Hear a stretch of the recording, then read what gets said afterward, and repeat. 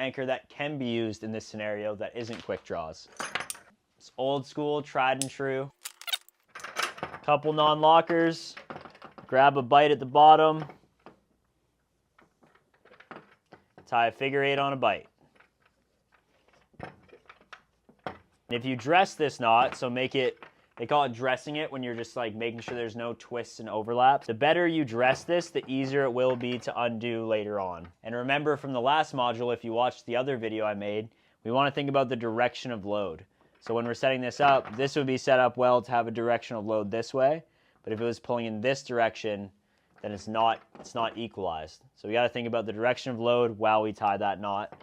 And then I'm going to use 2 double action lockers, put them opposite and opposed, lock them up once the rope's through it. Game on.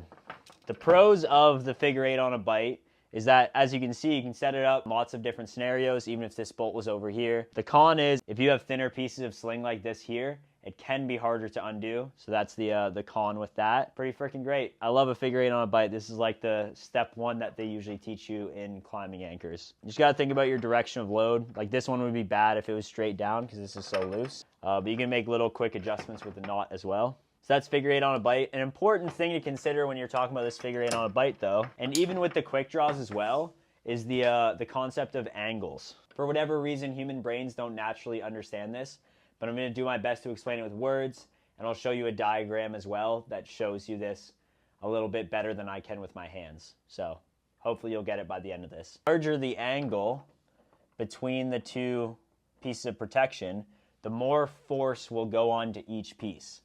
So if it's way up here, if I was to tie a figure 8 on this and fall on this, say I had 100 pounds pulling down on this, it's actually going to be over 100 pounds on both of these. Now, as you go down, less and less weight, and I believe it's about 60 degrees or less than 60 degrees, then you'll actually have even load on both. So if it was 100 pounds, you'd have 50 pounds on both. But we have to be really careful we don't go super high up here. So you might think, oh, this anchor is strong, it's equalized, it's redundant, it's efficient, and it's non-extending.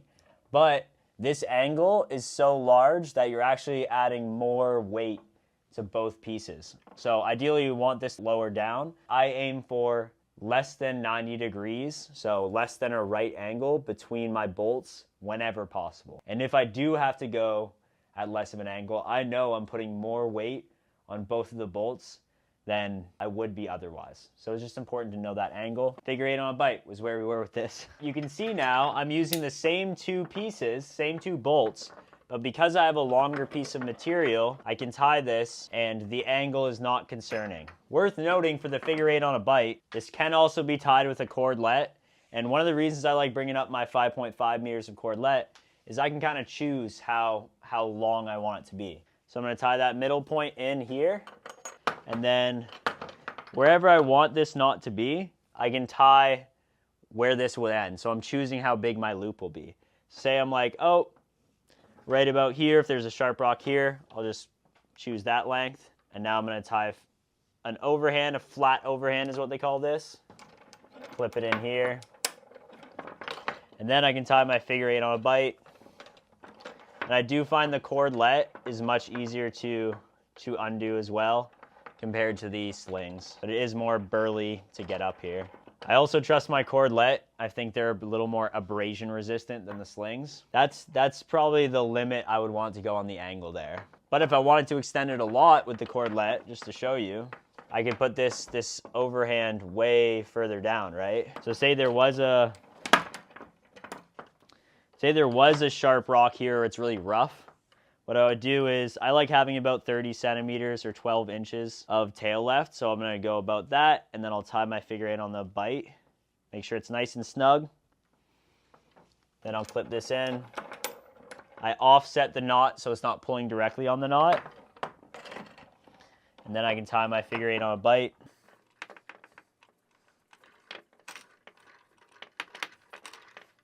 Now I have a pretty large amount of extension just off 2 bolts.